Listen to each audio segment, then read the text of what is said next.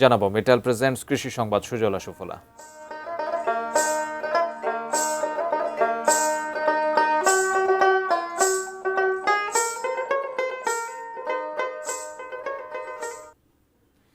রাজবাড়ীতে পাট কাটা ও জাগ দেয় ব্যস্ত সময় পার করছেন কৃষকরা। তবে উৎপাদন খরচ বাড়ায় ন্যায্য দাম পাওয়া নিয়ে চিন্তিত চাষিরা। পাটের যৌক্তিক মূল্য নির্ধারণের দাবি চাষিদের। রাজবাড়ী প্রতিনিধি মাসুদ রেজা শিশিরের পাঠানো তথ্য ছবিতে ডেস্ক রিপোর্ট। আষাঢ় শ্রাবণের তীব্র রোদ আর মুষলধারে বৃষ্টি উপেক্ষা করে মাঠ থেকে সোনালী আঁশ ঘরে তোলায় ব্যস্ত সময় পার করছেন কৃষকেরা। পাট কাটার এই সময়ে চাষিদের মুখে হাসির ঝিলিক থাকার কথা থাকলেও উৎপাদন খরচের চাপে এখন তা অনেকটাই ম্লান।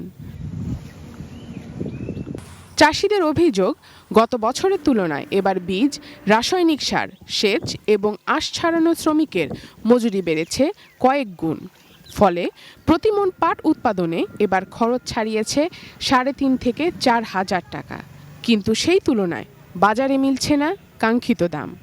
এক পাহি বুঝতে না এখন 6 মণ পাট হবে, এই সরকার নেট দিয়েছে 2500 টাকা, তাহলে কৃষক যাবে কোথায়? না, নিচে পাটের প্রায় 6,000 টাকা হওয়া দরকার, তাহলে গিয়ে কৃষকের কিছু থাকে। কৃষকদের লোকসান কমাতে সব ধরনের পরামর্শ দিচ্ছেন সংশ্লিষ্টরা। কৃষি বিভাগের তথ্য মতে চলতি বছর রাজবাড়ীতে 46,780 হেক্টর জমিতে পাটের আবাদ হয়েছে, যার লক্ষ্যমাত্রা ধরা হয়েছে 5,55,510 bell.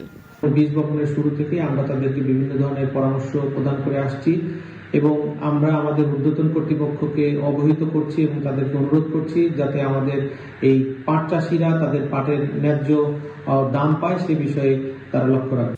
শারজানা Ananya, desk report, ATN news.